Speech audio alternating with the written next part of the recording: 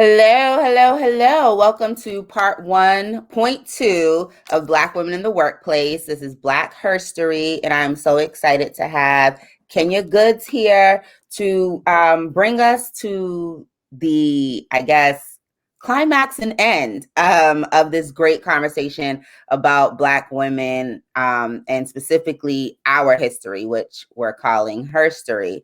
And so, Kenya, would you like to introduce yourself to the people? Oh boy. Okay. So good morning, good afternoon, good evening, whatever time you're watching this. My name is Kenya Goods. I'm originally from New Jersey. Currently, I'm a PhD student at Howard University in sociology specifically. I also attended American. I went to Penn State once upon a time. I like video games and good food. There you go. Yes, that is such a good introduction. That's a good introduction. Thank you so much for being here today Mhm. with us. As said previously, this Converse series is sponsored by myself, my business, Vocal Action LLC. We are a strategy and philanthropy consultancy, and our target projects are those that positively impact and invest in Black people and communities, period.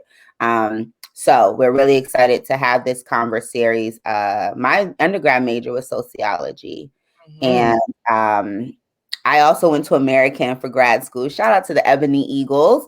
And I went to the illustrious Tuskegee University for undergrad. I also want to shout out my shirt because these will be on sale at some point for you all to purchase. So it just says Vocal Action LLC. It's just a regular logo tee. We'll have a definition tee and also something special representing probably our travel extension coming soon. And I'm really excited to get into this conversation as to Black women who clearly are moving and shaking. So last week we had Dr. Jackson, who definitely started off our Black HERstory 1.1 conversation. We talked about definitions. So we defined labor, we defined Black, we defined women. We also talked about the need to find balance for Black women because traditionally we have put all of ourselves, and I would say this is probably true for Black men as well, but for Black women, we've put all of ourselves like into the work. We've had to use our bodies. We have to use our minds. We have to do all of this while also bearing children, raising other people's children. And then now really placing an entire community on our back that often drives and motivates us, to success, but it can also drive us to never feeling fully fulfilled because the success of or the outcome of our actions we haven't seen fully brought to fruition. And so today I want to start this conversation and possibly use it as a thread around the relationship between Black women and labor. So you got the definitions last time.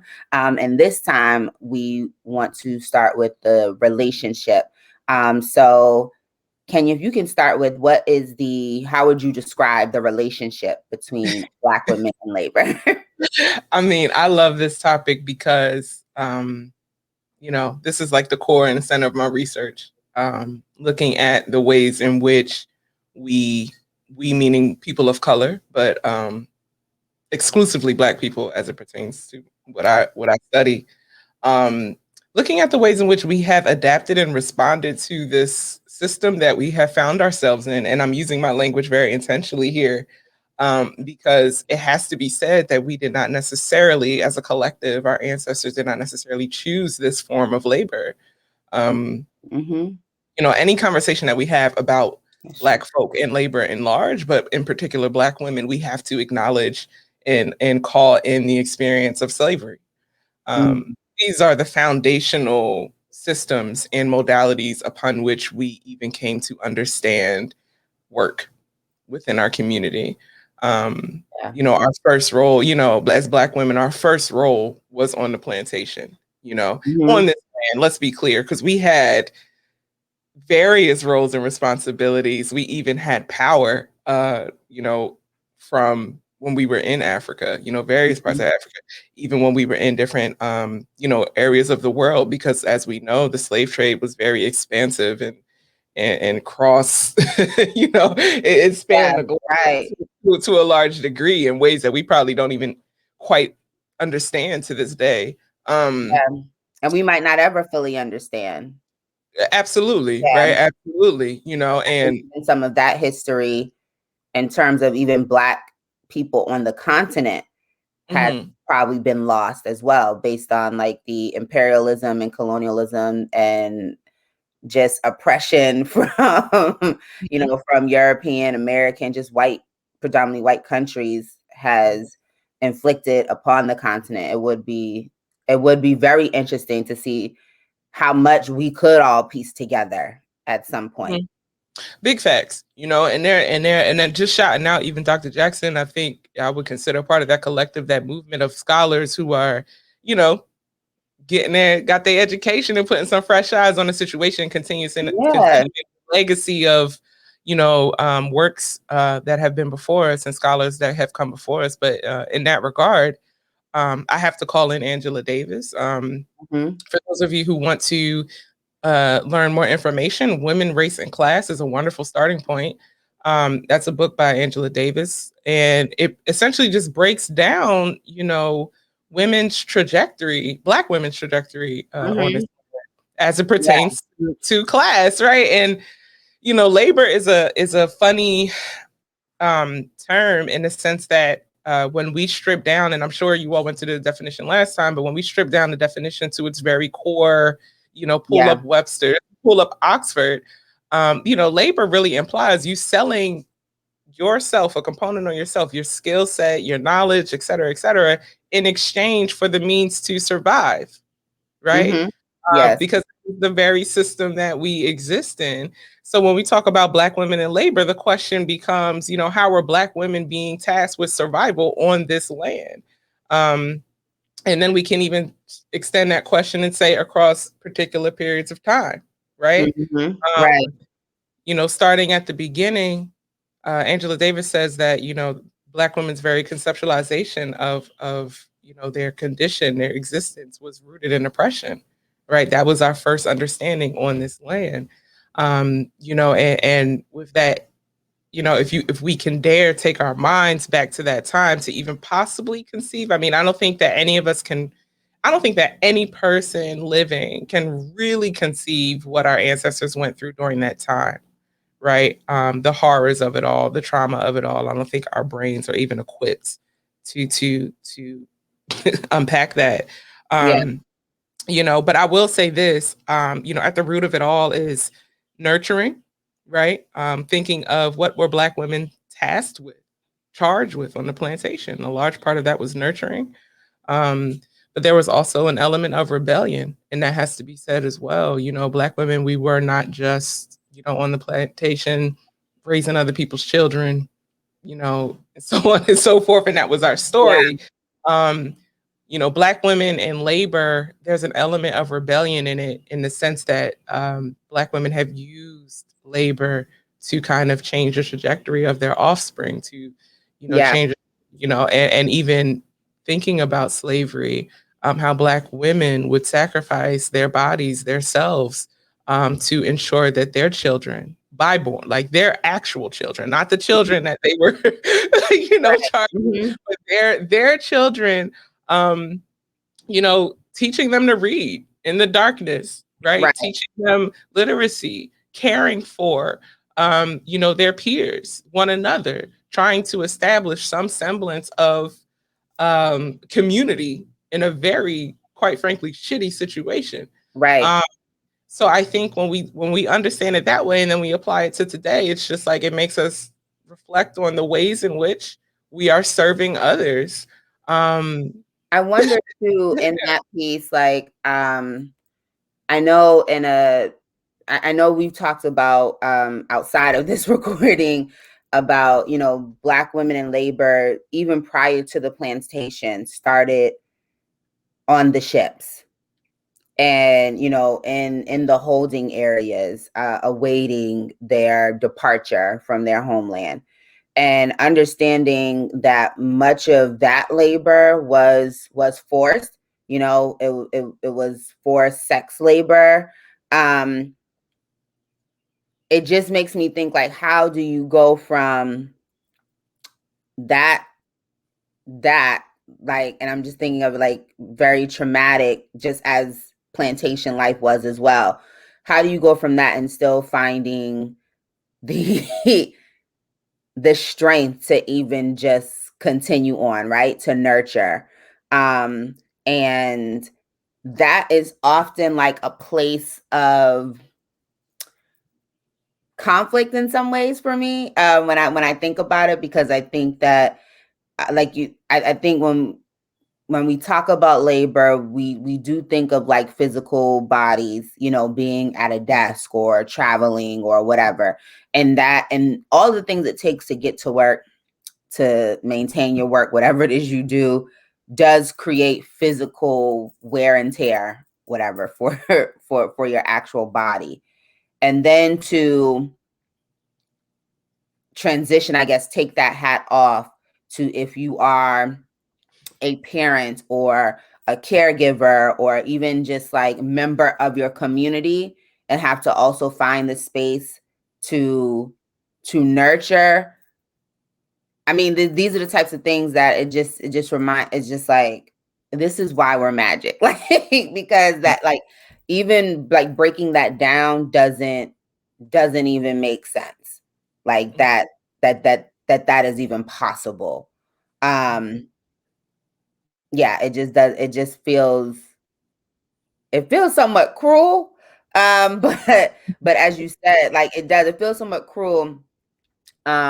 But as you mentioned to me before, and you said here, this is not a system that we created, and it's slavery, but then it's also like capitalism, that comes into play, and that system is not very conducive to Black women not working, right? This is, yeah, capitalism is not conducive to survival, period, Mm-hmm. regardless of your gender, or your race or ethnicity. It is Mm-hmm. counterintuitive to survival, right? The very essence of the root of capitalism is exploitation and oppression and marginalization. We cannot, and I know this is really a difficult thing for many of us to grapple with, but the fact of the matter is, we cannot, no civilization can be healthy per se, can find themselves in a position of power, if you are not white male, cisgendered, and straight, right? Like, this is what this system is in service to, sustaining that group's supremacy. Mm. So that is just the fundamental nature of capitalism, and Yeah. it's, if we can kind of accept that kind of matter of factness, then we can really reimagine our role as Black women in that system, and then we can also pay homage to those who were before us, because the thing is, it's like labor in this system truly just means, like, you sell your labor, your body, in a variety of ways, your skills in a variety of ways, in order to, get some type of exchange to meet your basic needs. What our ancestors did, what Black women have been doing, and I want to be very clear, this is not to say that Black men have not, this is not to say that other groups of people have not, but we are particularly talking about Black women's Yes. experience. That's literally what the banner says. Um, Black yeah, women. yeah, right. So just to be clear, but Black women have used labor in ways, that would yield liberation, right? Like, Black women, since we have been entrusted or thralled into the system, Yeah. have used, labor in a multitude of ways, right? Like, okay, yes, I know that I have to exchange my, skill set, my body, my knowledge, et cetera, in exchange for something. But how I go about that is oftentimes an act of rebellion. I often call in the experience of my mother because that's my mama. But my mom because that's my mama. But I'm a first generation student. For those of us who don't know what that means, it just means that I come from a household where I was the first to go and graduate from college, meaning that my mother did not. I'm also from a single parent household. And when I think back on the sacrifices that my mother made, with her labor, right? Like, so she's getting this blue collar paycheck and, throwing it into the the private school system to ensure that I get an education, working two jobs to make sure that I can go to school. That's an act of rebellion because she's actively and consistently saying that I reject, the way in which my body, myself, my identity is being used in this system, and I refuse to pass that on to my child. Right. Yeah, and, and like looking back, when we, again, connecting the dots to our ancestors, what did they do? They understood that this was the system they were in, rejected it wholeheartedly, and we can see that rejection through their legacy. Right. That's also why I take issue, and you all can drag me in the comments if you feel, but the meme, and even I've seen it put on merchandise that says like, I am my ancestors' wildest dreams. And I feel like we're not their wildest dreams, because it's not like I don't think that they couldn't think of us as more than what we are, right? Many of them already knew we had that capacity because they saw that same capacity before they came here. And maybe it got lost, between that first group and second, just the group who came directly in now. But I feel like we are our ancestors' dreams. Like, they knew that we could do this, and they saw that, which is why they endured what they endured. But wildest to me feels like they didn't even imagine it. And it was like, no. They saw this. Mm-hmm. Mm-hmm. And even, when we say stuff like, again, I just really challenge. Or I'm not my ancestors. That's the other one I don't like either. Oh yeah, I don't like that one either. And I think a lot of us, it would behoove a lot of us to do some spiritual work, some prayer, and try and connect with our ancestors, because the blueprint to a lot of things lie in our history. But that's a whole nother conversation for another day. Mm-hmm. But yeah, I mean, it's just, when we talk about what we have been through in this country, particularly as it pertains to Black women, and we say that we have, okay, well, we went through it, or we endured, or we just, we've rebelled, right? And it's just, we really have to challenge how we, understand submission. Like a lot of us are working in this system. That does not mean we agree with it, and the way in which we have narrowly defined activism is a detriment to our legacies, and to the work that the people before us have done, because we have limited activism to, marching in public forums of, mass gatherings and so on and so forth. We think of activism as, immediately we always go to the civil rights movement, right? Because that's our frame of reference. We don't see, like, for example, someone may not see my mother, rejecting this system in the way that she did as a form of activism, but it absolutely was. And again, just to, for further information, we can look at Black Feminist Thought by Patricia Hill Collins, if anyone is interested. That is a very articulate piece of work of what I'm talking about. Like, my ideas are not my own. They are from the scholars that came before me. Let's be clear. So yeah, I just think in terms of Black women in labor, where were we? How did we get here? Quite frankly, we got here because of slavery. Quite frankly, we are still here because of capitalism, because we do have to sell our labor in exchange for the means to survive. How we navigate that in the past, present, and arguably future, we can discuss, but we have to kind of get into agreement that that's the foundation of this thing. Yeah. Yeah, a couple of things you said. One, I'm gonna have to take the soundbite about the activism, because and add it to something, because that is the premise of vocal action. It's the idea that everyone can say something and everyone can do something, right? Like moving beyond conversation and thought to trying it at minimum, and through these interviews that I want to do, it's not solely on, just the protester or the lobbyist or the politician. It's really about the things that we can do every day. I would like to have my friend who she works for NASA and she's a tutor and she tutors young people in PG County schools.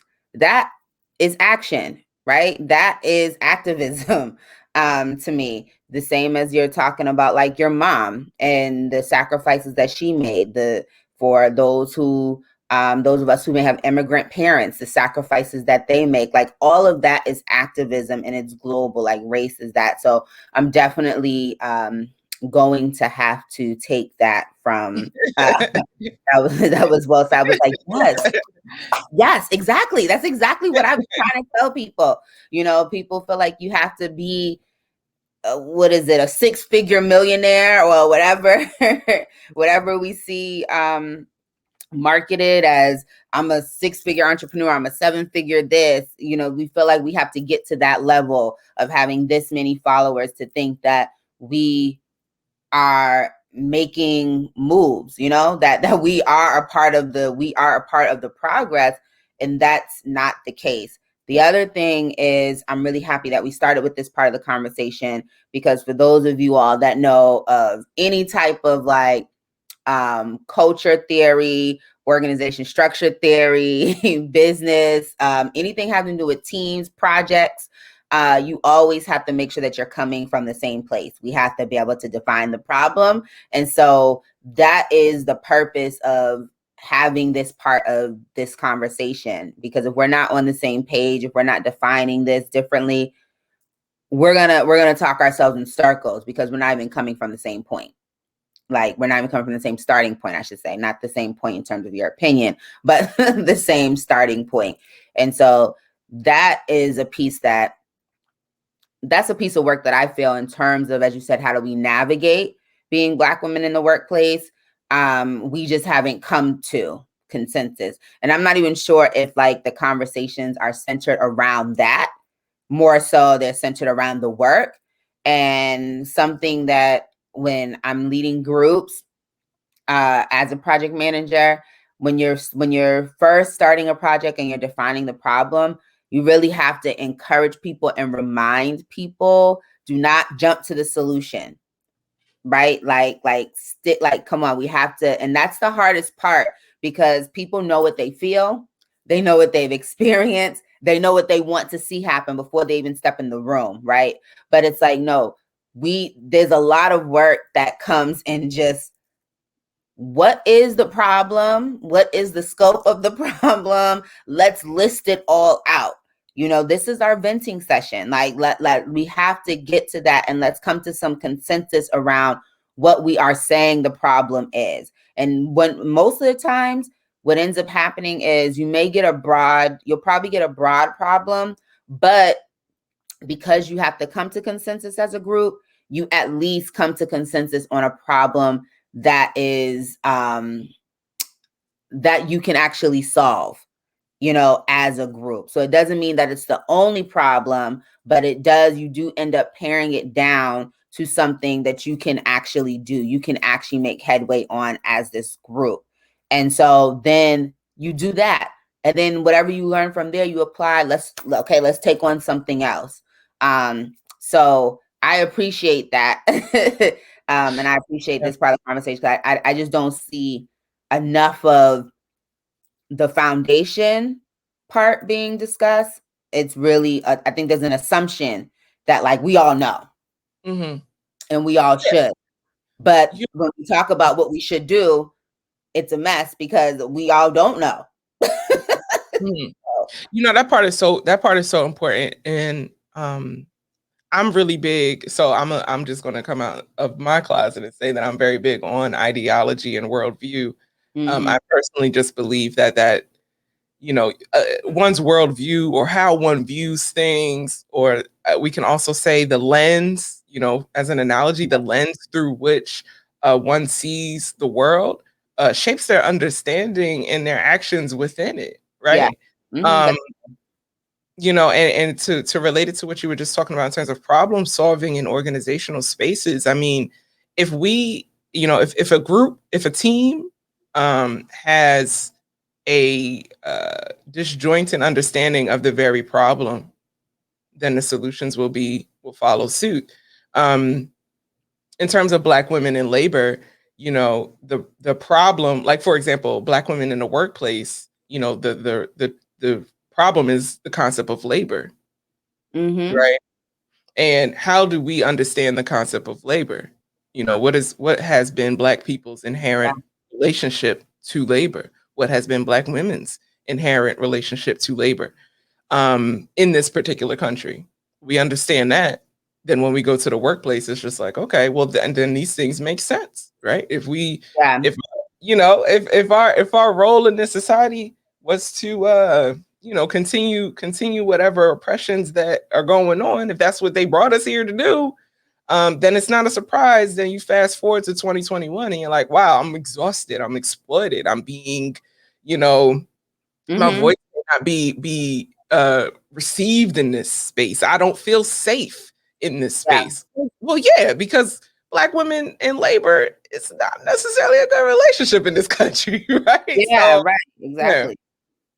Yeah, I'm working on a project right now with the agency I work for that is about improving racial equity for our team, but also within the practices and services for the families and individuals that we serve. And we have identified the problem as structural racism. So that is what we've all come to consensus is that we know racism exists, we know what structural racism exists, and we know that it exists here within this agency. And from that, we've also had to break down like racism, can Black people be racist and all of this. And this is like a mixed group conversation. And we have to, let people know, like in this space, Black people cannot be racist, right? We know that Black people might be prejudiced. They might be, they might be prejudiced. But what ends up happening, because the conversation was about, well, I feel, right, that this woman targets me at work because she's trying to get ahead with the white man, right? Or right, or the white woman, whoever the white person is that's ultimately the head, even though there's a bunch of Black people still in certain places. Like you could have you could have a predominantly Black workforce, but predominantly white leadership. And so what we talked about then is that, okay, that Black person is not being racist, but that Black woman is an agent to structural racism.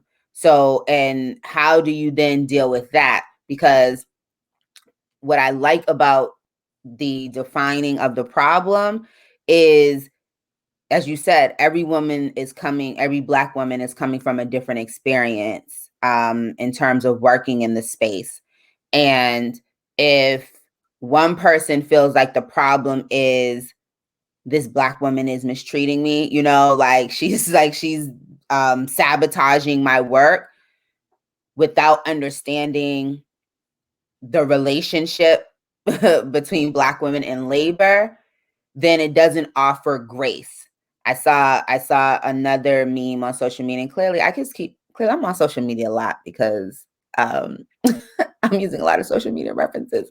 But one of the quote was,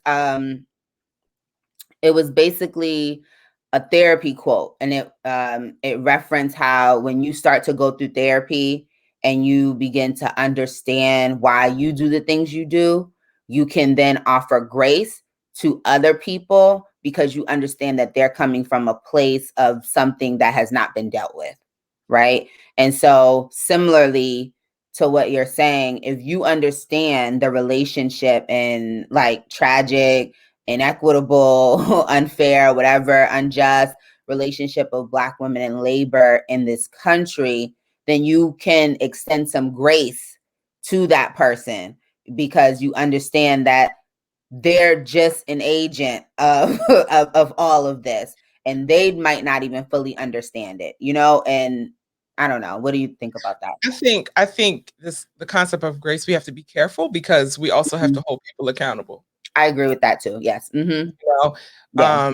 And I am not, and this can be taken however it's taken, but I'm not necessarily, in the space of, okay, well, this is a Black person and they don't know about, I occupy multiple identities.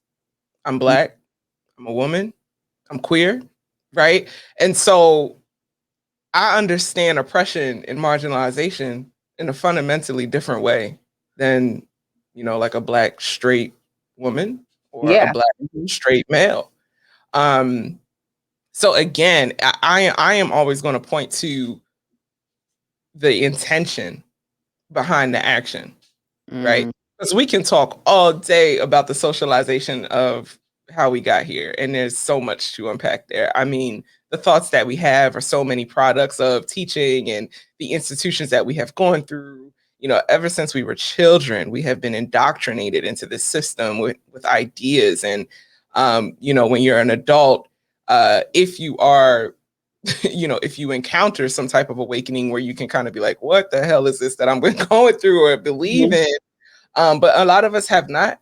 But yeah, I'm not, the fact of the matter is, if there is a Black person in the workplace who is, exploiting my labor, they don't get any necessarily grace from me because they're Black.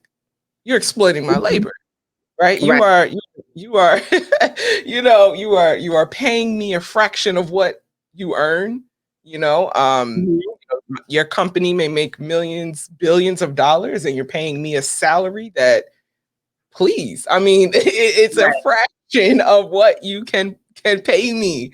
And that's, again, that's just where I stand. But I think with grace, what we can do is extend grace when people are trying to navigate this system, understanding that it is difficult to survive. Really, it really is difficult to survive.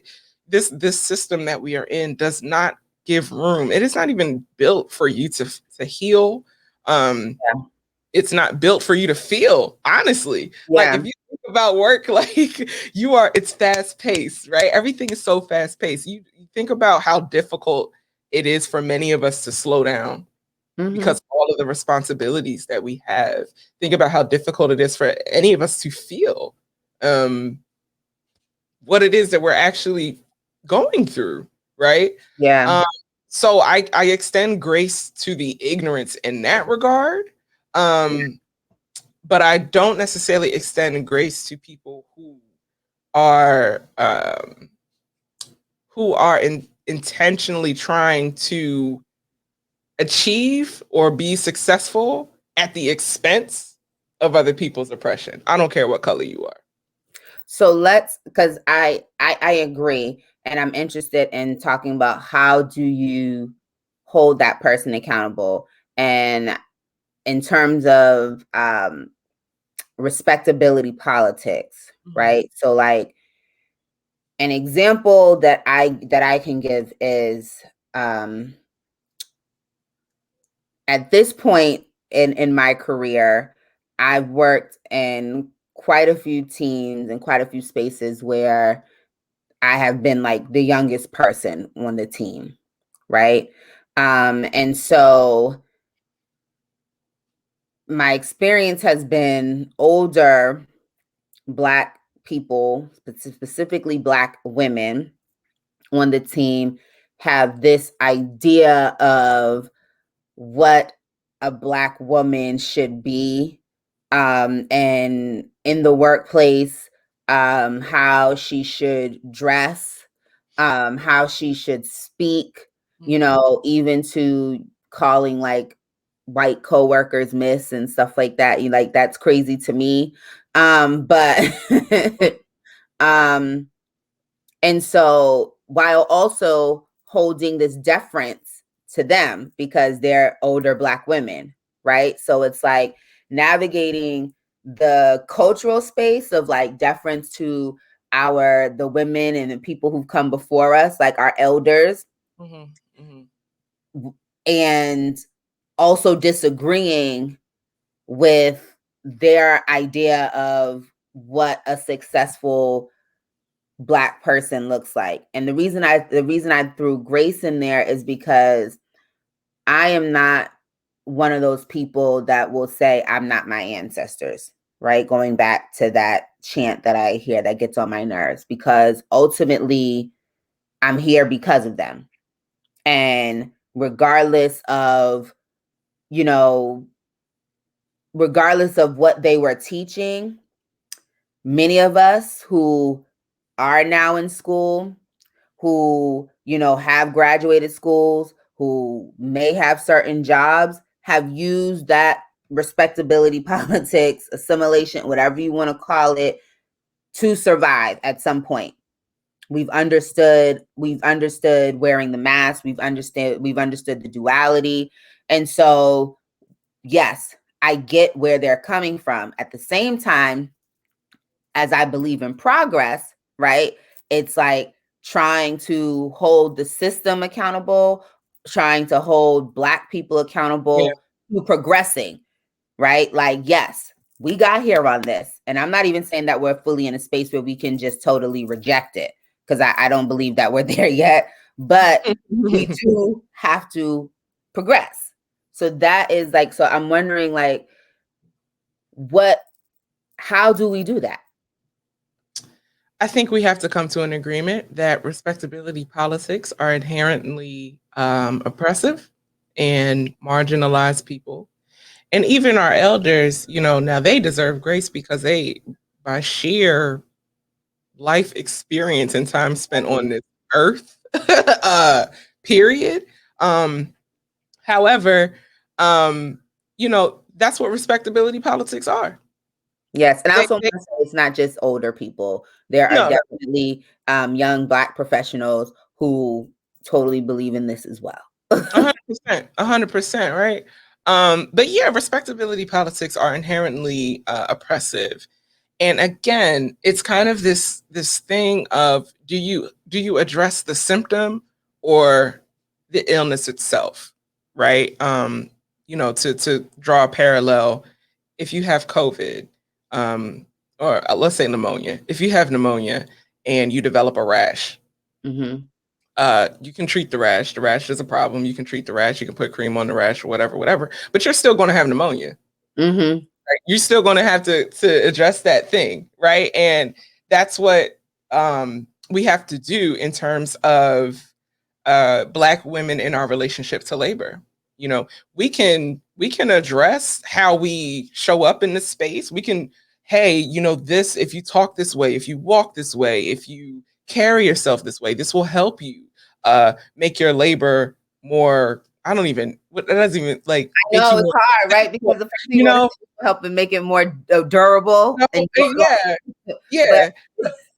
You know, and that's what I'm saying. But it's just like, at the end of the day, I'm still being exploited. I'm just being exploited in some Louboutins and a nice dress. I like, tell me, you know what I'm saying? Like, and that's what it is. And I think a lot of us have achieved so much, and a lot of us are so privileged that we don't feel it, right? Because just like it's, I mean, imagine try to convince someone who makes a 6-figure salary with no debt, who's married, who has a home, a nice car, kids on the way, cared for, fed, and a business on the side. Imagine telling that person that this system don't work.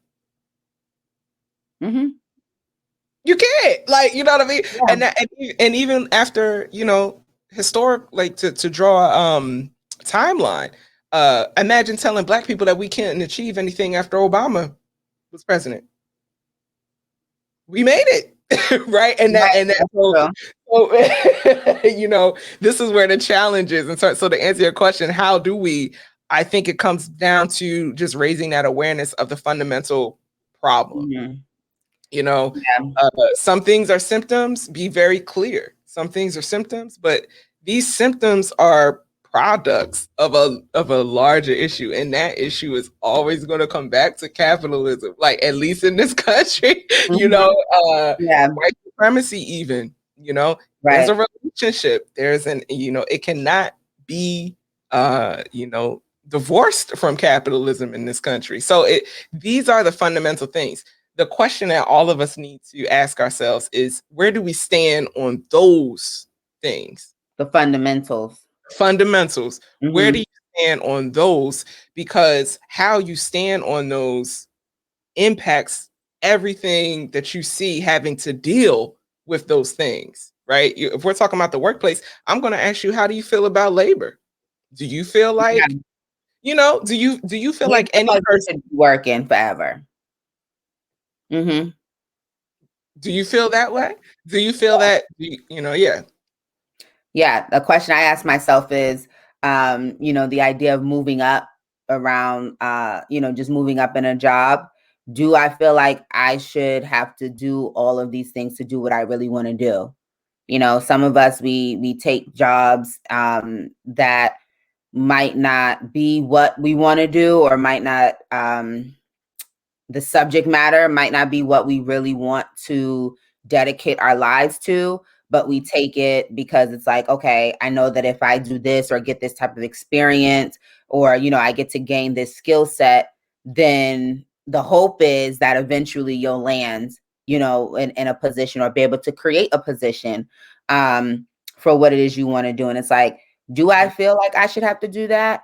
And the answer is no, right? But I do it because I understand the game, right? I understand the system that I live in, and the system that I live in requires this type of matriculation, So it's like, no, I feel like I should just be able, if I want to do like project management related to racial equity work, I should just be able to do that, right? But the people I need to fund these projects, Oh yeah, they're looking for a certain resume, to justify to justify that I should be able to get paid to live, But to your point too, as I have lived, my ideal living situation has also changed, right? So then it's not even just like to live, like basic necessities, and it's also, to be able to travel multiple times a year.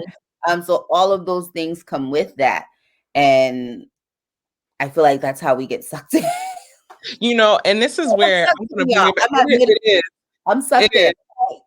And this is where we bring back that point that you said earlier, or the topic of grace, because we have to extend grace to ourselves primarily, because this is a shitty situation that we're in, right?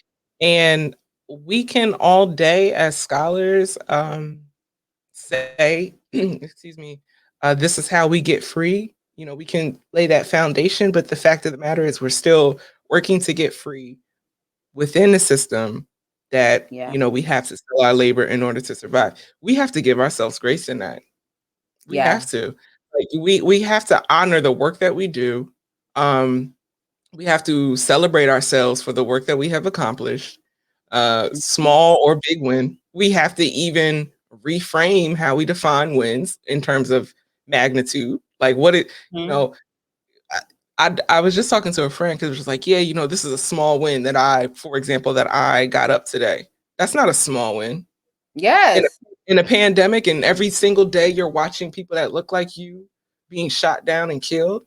That deserves praise, that you mustered up the strength to continue to participate in this thing, that you mustered up the strength to survive. And let alone, if you had a good day, you deserve, you know what I'm saying? That is phenomenal, right? So I think primarily I'm just like, I'm gonna give grace to ourselves first. But yeah, I think we just really need to be clear on what labor is internally. What does labor mean for me, right? What does exploitation look like for me? What does oppression look like for me? How have I experienced these things? How do I feel about those experiences? Am I upset about it? Am I mad about it? Am I angry about it? Am I okay with it? Do I accept it as a way of life? Is it just is what it is? Because if we answer those questions, then it really does shape how we interact with our coworkers, with our peers, and also as we are engaging, because Black people right now are being contracted like hell to do DEI work. Yeah. Mm-hmm. It's so interesting how we have an issue of racism and white supremacy and police violence and all this other kind of stuff. And the people who created this system and sustain this system are looking at the people who are the victims of this system to solve. Yeah. And bananas, It is. It is. I think about when I started Vocal Action almost 6 years ago. It'll be 6 years in June, and I put in my mission that it was about minority youth and communities, Black youth and communities. So many people were like, "Oh, you're going to limit yourself."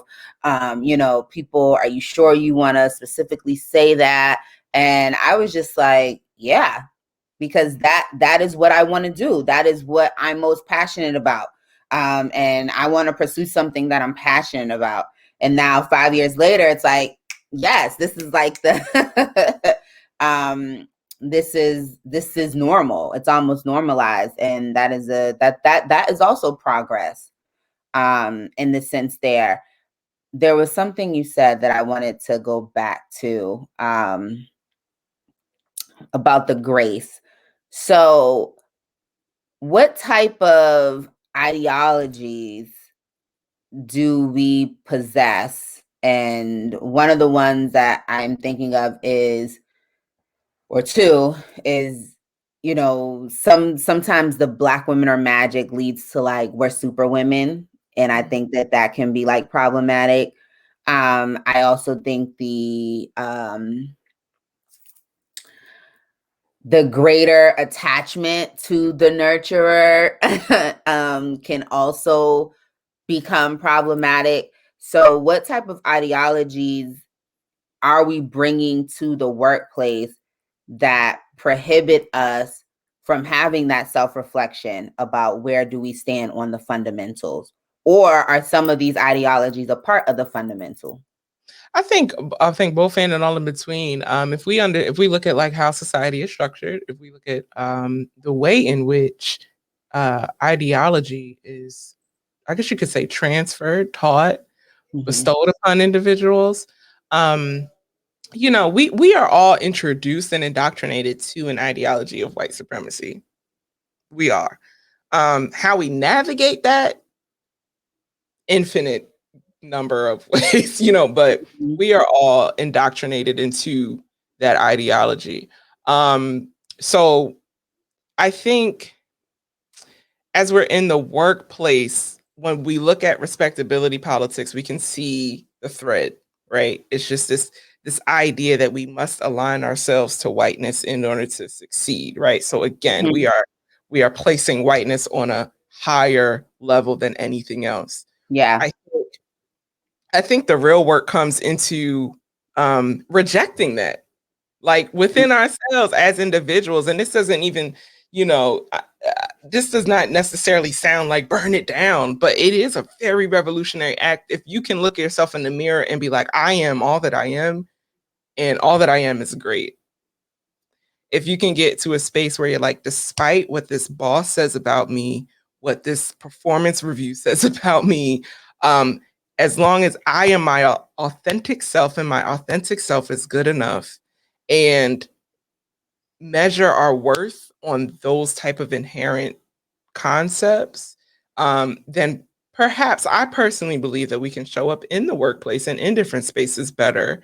Because imagine if we, as a Black woman, if you feel as though how you are is wonderful, then maybe when you're in the workplace, you won't necessarily thrust upon ideas of whiteness to other people. You may not force other people or make mandates and policies that would continue, these kind of unequal structures if you within yourself have rejected them for yourself. as meaningful and as valuable. I just think it really just comes down to autonomy, and agency. And I think this system Yeah. is designed to strip us from those things. And I think it would be a beautiful movement if we could continue to reclaim that, and to reclaim just stand strong in our identities in every way, and to also understand that this whole concept of inequality, and this whole concept of better than is really, really, really not the way, right? Yeah. It's really not the way. Like, just because you got to where you got to based on who you are does not mean that that is the only way to be. Exactly. You Yeah. know, and Mhm. we really gotta check ourselves. I think, I was listening to a sermon by Sarah Jakes Roberts the other day. Ooh, love her. Um, Shout out, fire, shout out, fire, shout out, shout out, shout out, shout out. fire. And just talking about how revolution begins in the body. Yes. Mm-hmm. How do you view yourself? Are you, and that's the thing that's so deep and so sad at the same time, because if a lot of us really look at ourselves in the mirror, analyzing, looking at deeply our blackness, are we okay with it? Do you love your blackness? Do you, I mean, really, do you really like, are you okay with Mhm. being black? That's a Um, real conversation it's a real that should conversation. unpack, because it's not even just like, it's not even the state of being Black in terms of in terms of like societal's relationship to you, but it's about how you internalize certain things too. So it's about like looking at yourself. Do you love your skin complexion? Do you feel like your skin complexion says that you are Black? Because I know, lighter skinned women who've been told that they're not Black enough, and then if you are a darker hued woman, do you really love that? Do you love your hair texture? Do you Mhm. love your hairstyle? Do you really love that? Do you love your build? Like all of those things, even just Facts. starting physically. Do you love your eyes? Do you love your eye color?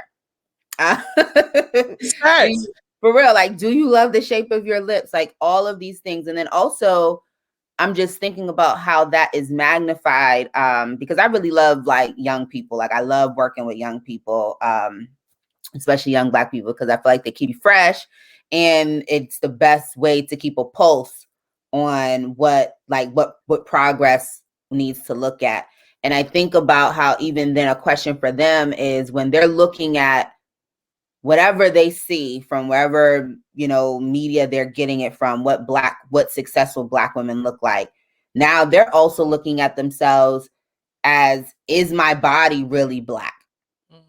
Because like the media has shown so many different, or has focused on a certain body type as like, this is Black, this is sexy Black, so it's like, so now it's like you're battling yourself, right? Because just by virtue of the fact that you're Black, everything about you is Black, regardless, because you're Black.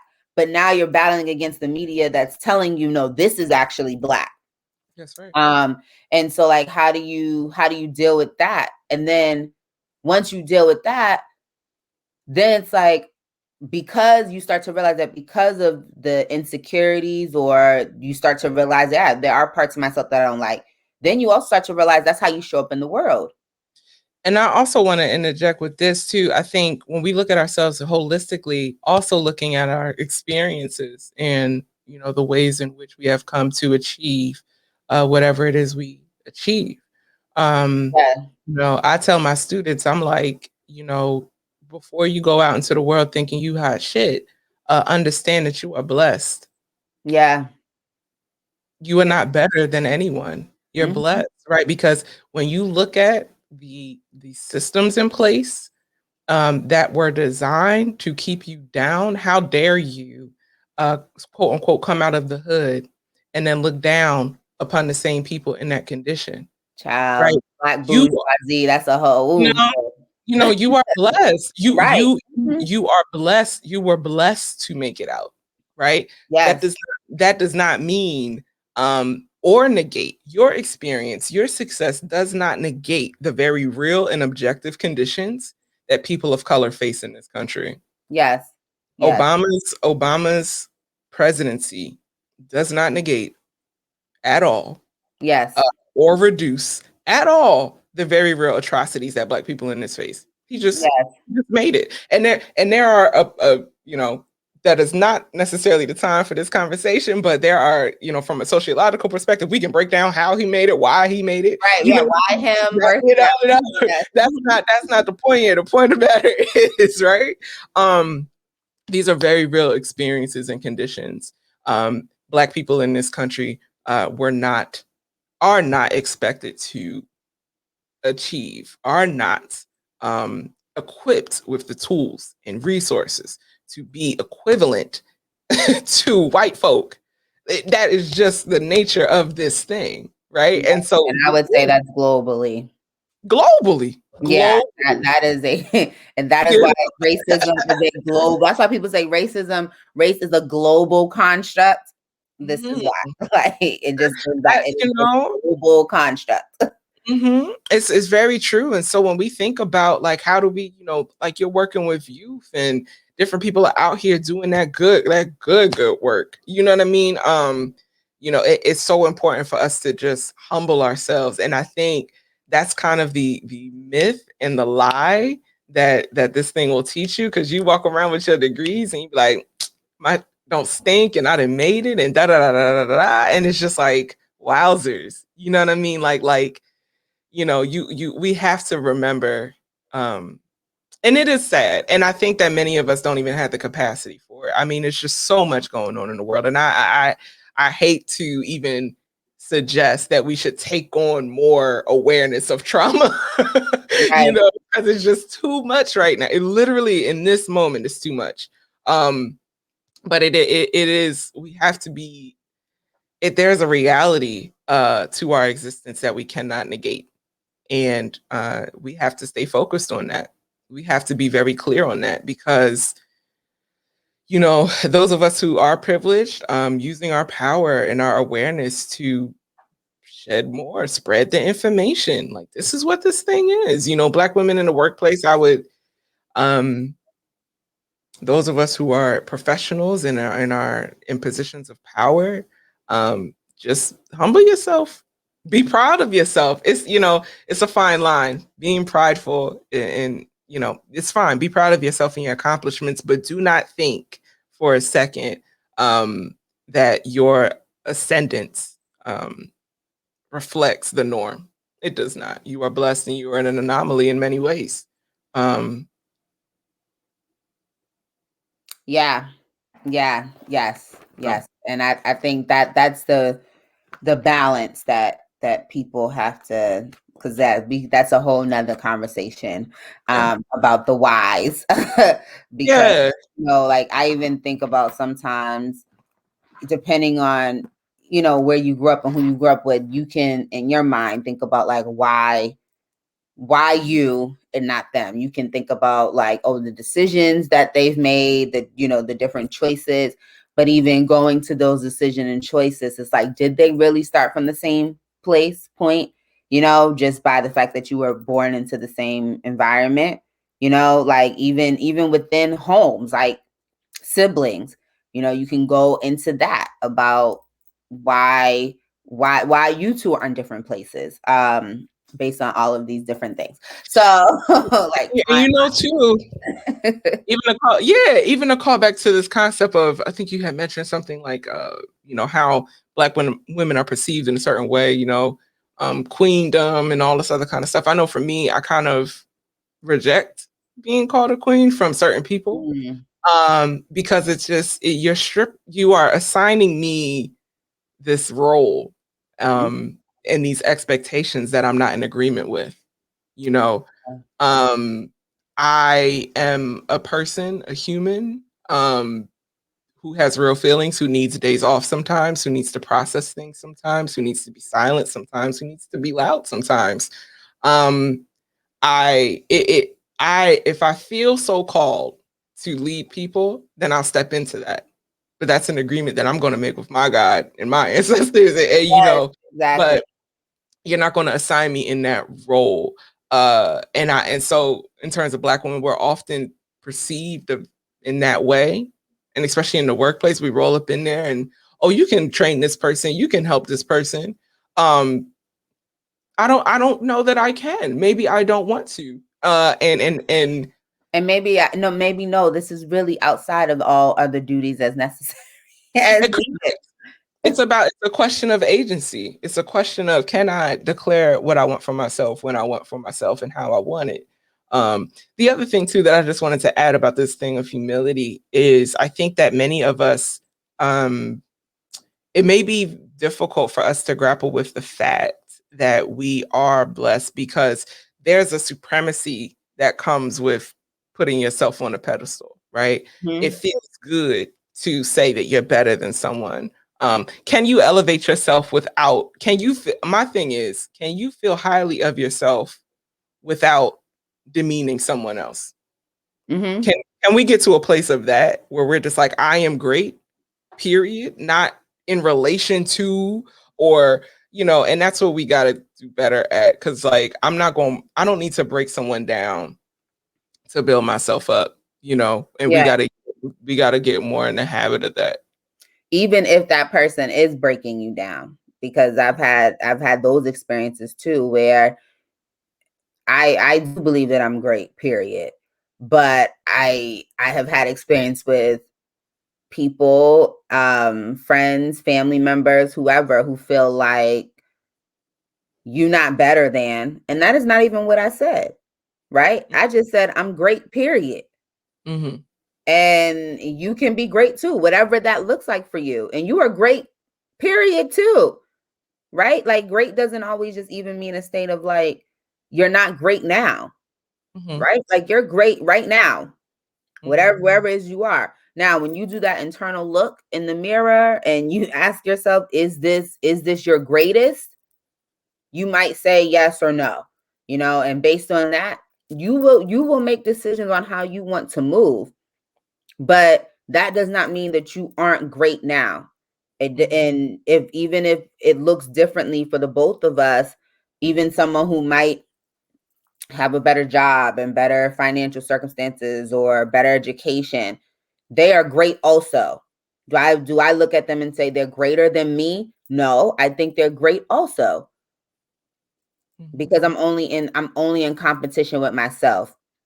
And I think that is also the place that, as you said, capitalism and slavery and white supremacy have put onto Black women is this place of constant competition with each other, because it's like there can only be one. Mm-hmm. Absolutely.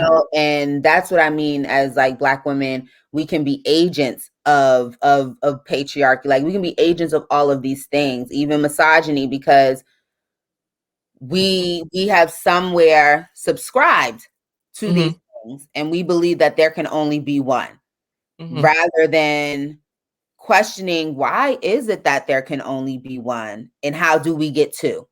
How mm-hmm. do we get three? Mm-hmm. Like I think Jay-Z says in a line from Watch the Throne, he says something like, it's only one, a million more to go. What's mm-hmm. that song when he's talking about he's in the room with Oprah and Will? I don't know, but the whole album is talking about. I know, right? I know. The whole album is about that, yeah. But he says, they basically they're in these rooms, and he's like, that's one, but we need a million more. Mm-hmm. And that's how like I think about that. That's, I guess, my thing that I carry. That's how I look at the world. And that not only when I'm coming, I'm great, because as Maya Angelou said, I might come as one, but I represent 10,000. That makes me great, right? Mm-hmm. Period. Regardless, like whatever it is I'm doing. But then my greatest is being able to bring another 10,000, like I just like, if we can combine our 10,000, like that's 20,000. So and that's so interesting because so I'm actually a Jay-Z fan. I'm actually ashamed that I don't, but 444 was it's like an Biggie album. Slow. I'm gonna Mhm. look for it. I'll put it. I'll put it in the comments. I love Jay. 444 was probably one of the albums that I disagreed with him most on. Okay. Love the album, I did but so. It's the one I listened to least. I will admit that. Sorry, oh, Jay. I love it, but it is the one I listen to. but it's like it's this idea of and I'm still figuring this out for myself, but I don't necessarily want to bring a million more people into oppression. I don't want, or conversely, I don't want to bring a million more people into a position where they can oppress others. I agree with that. Yep. And it's tough because I'm like, I see so many folk that look like me and I'm proud. Don't get me wrong. It's just like, when we are out here buying back the block, I'm like, man, black wealth look good. Money look good on black folk, And at the same time, I'm like, wow, we buying back the block and not even putting the people back into the homes that live there. But we don't necessarily view ourselves as gentrifiers. Right. So, it's tough. Yeah, I agree. I completely agree. I do feel that it depends on what, it depends, it depends on whoever the leader is, whoever the connector is, to help to fully understand that, because yes, I do. I know that Black people say that we cannot be gentrifiers because we cannot be racism. Gentrification is, a form of racism or part of racism. But specifically, especially if you live in a place here like the DMV, I do think that many of us Black transplants, we gentrify DC specifically. And not even right. While yes, there are Black people here, but as transplants, we don't represent the Black culture that is DC. Like, we don't represent the DC Black. Like, there's a very distinct DC Black culture. You know what I mean? That's being pushed out. And so even that is a part of the conversation around Blackness. Just because, as we always say, we're not a monolith. We're not a monolith. But unpacking that to what that actually means, I think would allow people to see that, to see themselves as, fine, you don't want to call yourself a gentrifier. You can call yourself a cultural change agent. I don't know. It's so crazy. Whatever it is you want to call yourself, but that is what it is. And that can be positive, but that can also be negative. But it's your job, I think, to understand both of those, like both of those things, both of the sides of that coin. I would say, I think ultimately my goal is, or my vision, because this is a huge goal, but I'm always pushing for people to live their best lives, as we say, like whatever you define that as, period. Like, yes. And for me, my best life is a life where I am able to rest when necessary. Like, I want my work is about being able to get time back. Like, I want the freedom to be able to spend my days how I decide to spend my days. Like, because that's life to me, right? Yeah. Like, that is life to me. Anything else other than that is work. It's labor. I just want to be able to spend my day however I want to spend my day. And that's so and I pray your way on that journey. But I will say that isn't that the goal for so many of us? It's just like we just want to be able to experience life. Yes. That's it. And I think you know, and y'all can follow her. Her name is People's Oracle on Twitter. But her name is Dana Lynn Nichols. She talks a lot about being comfortable with contradictions. We have to, the system that we're in, it is what we're in right now. And we all have to be okay with having contradictions. Like, we have to move away from binary way of thinking. Like me, I feel the way I feel, and still I'm going to develop businesses and brands for people that I love. I'm still going to earn money. I'm still going, you know what I'm saying? Yeah. And at the same time, I'm like, to hell with the way in which we have to do this. Be okay with your contradictions, but also just be cognizant that of the ways in which your goals may negatively impact others. That's all. And that's what that's it. You know what I mean? It's not to say that, oh man, Black people shouldn't be buying up homes, and not saying that at all. It's just, we have to be aware when we say things like, this is how we get our freedom. We got to really unpack that question. And who is our, right? Who is our? You can't leave someone else out. And that goes to a careful plan. As I said, I'm a project manager, and I apply those concepts because I feel like they're in every single thing that we look at, right? Whatever you call it, whatever methodology you name it, it's just the same thing said a different way. And when you talk about like risk, right? Like, risk management is about seeing like who this actually impacts, and is this aligned with what your goal is. So if you're buying back the block and now you're raising the rent so that the Black people who live there cannot live there, or you're changing the developments into workspace, so now you're literally displacing people, like, does that really meet your mission of when we're saying like, we want to buy the block because we want to have ownership? We don't want people to come in and displace us. Like, I don't think that really meets the mission. And I think that's the part, like you said, that people don't have conversations about, is when I make a move, how does it affect the people that I'm trying to support, the people that I'm trying to help?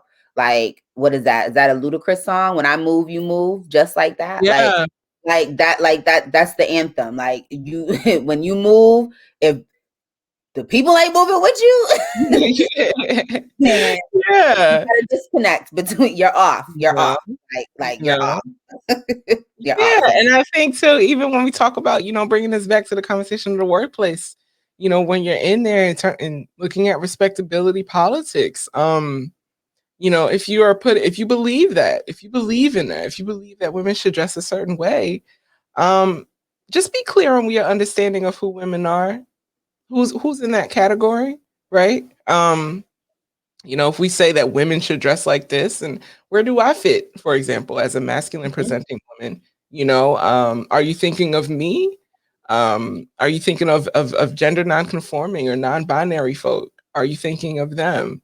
Thinking of women with certain shapes. That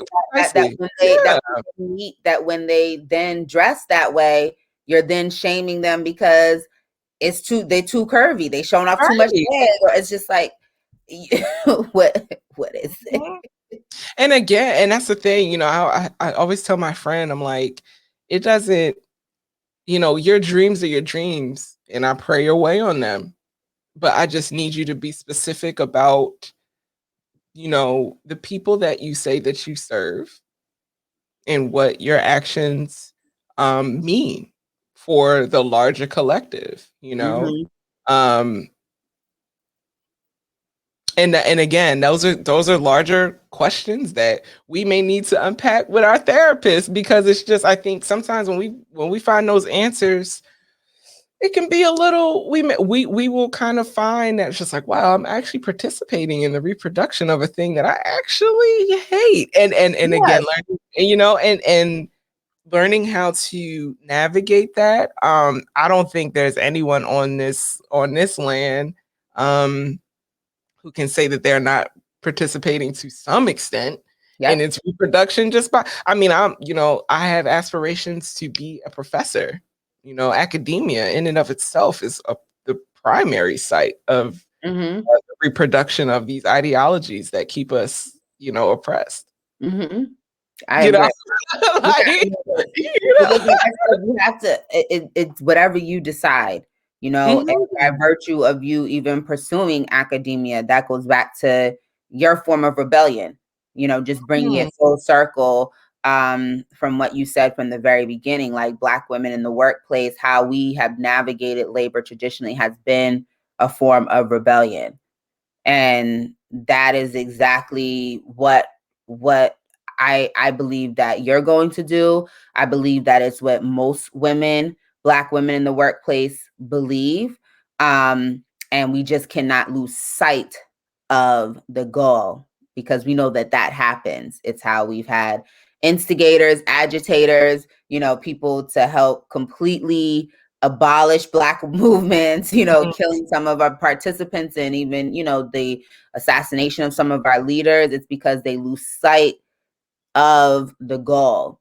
So I think if you don't lose sight, or anybody, like if I don't lose sight of my goal being Black people living their best lives, then I will be good. But if I lose sight of it because I start living my best life, right, and now I'm living my best life, that's I think that's part of the goal, because I'm a Black person, but that's not what I said, right? Like, that's not what I spoke my goal to be. So it's like, I just think you have to remain focused, And also, just to bring it back full circle again, and especially because you talked about rest in the context of Black women, that's a really important point. And rest for Black women is a radical act. Yes. Right? Period. You know what I mean? So any opportunity that we have to lean into rest, we need to. We need to be very, very just steadfast on our self-care. Because at the end of the day, if you are not, I'm a big person, and I was raised in the church, so it's just like, I just believe that you need to stick to your ministry. Not all of us are called to lead. Not all of us are called to serve. And that's okay. And that's okay. And it's just identifying with the role that feels authentic to you and leaning fully into that role. And unapologetically. You know what I'm saying? That's the key. Like, that's where the money resides, for real, for real. So I just encourage all of us to do that. And I encourage all of us Black women to really reject this idea that our labor is incessant, and that we continuously have to labor. We those of us who have wombs can produce children. Some of us may go on to actually produce children. That's a labor in and of itself. Being a mother, being an other mother, meaning being the auntie, the person that your young folk may come to. There's labor in so many different dimensions for Black women specifically, and it's just like a lot of those labor agreements are one-sided. A lot of times we did not consent to that, and so leaning into rest is paramount. Yes. So before we end, I did find the Jay-Z verse, because that was gonna kill me. It's from Murder to Excellence. And it's the part where he says, domino, only spot a few Blacks, the higher I go. What's up, Will? Shout out to O. That ain't enough. You're gonna need a million more. In the dough, Biggie Flow. Bars. Of course, Jay-Z said it better. But but that's like what I think. And I can't speak to Jay-Z or anyone of his power, like what their goal is, right? Because their goal might be to bring more people into that circle of excellence and wealth. And that's their goal. And I think they're moving towards that goal. And as Mm-hmm. you said, they're staying in that ministry. Mm-hmm. So yes. So thank you so much, Kenya, for coming and having this conversation. This is actually a great place to end as we talk about Black women in rest and maintaining your ministry, because this is the set off to the later 3 parts, which I will let you know. Part 2 is her mental health and wellness, where we talk about what are some of those ideologies that we bring from a historic perspective into the workplace, such as the nurturer. We talked about that today. The workaholic, this whole idea of hustle, grinding, like bringing all of those things into the workplace that impacts how we show up and how we navigate that space. Part 3 is about accountability to her. And so how do our workspaces support and hold space for everything that we're talking about that Black women are products of, that we're coming with? What is their responsibility to us and our goals? And then the last, we end with ourselves, because we started with ourselves and we got to end with ourselves. So the last is her accountability, which is all about self-accountability. How do we set boundaries? How do we actually have those conversations with ourselves, as Kenya and I talked about today, about who are we unapologetically? Who do we want to be? And once we identify that, how do we make decisions that do not disrupt that? We do not want to be, as Lovecraft says, we do not want to be disrupted as Black women. We are not girls interrupted, Yes, I love that show too. So It's very good. yeah. So I'm just excited to have this 2-part, two segment, first part, whatever, however you want to say it, of this conversation, Black HERstory, featuring Dr. India Jackson and the future Dr. Kenya Goods. Yes, thank you all for taking twice. Yes, I'm so appreciative. And yes, look out for more converse series from Vocal Action LLC. Before we go, Kenya, where can they find you on social media, websites, whatever it is, if they would like to connect with you to learn more about what you're studying, to possibly have you come and speak? Where can people connect? Twitter's the best way. Kenya, my first name, .Lanae, Lanae. That's where you can find me. Actually, it might be all one word, but with no period. But Google it. You good? You good? She said, Google her. Google not even. Google her. But if you do not want to Google her, if you do not have time, or you don't know how to use Google, whatever, you can check that in the comments. I'll be sure to add her Twitter handle there, so you can just copy paste. Okay. Not even a Google meeting. I'm not even there. Yes. But thank you so much for coming. Thank you all for watching, wherever you're watching from, whenever you're watching. You can always follow Vocal Action on all social media platforms at Vocal Action LLC. That's all one word.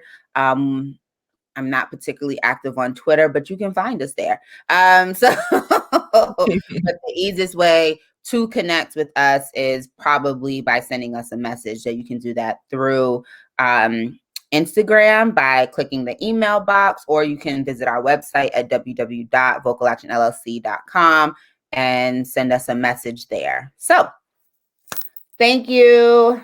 Adios. All right.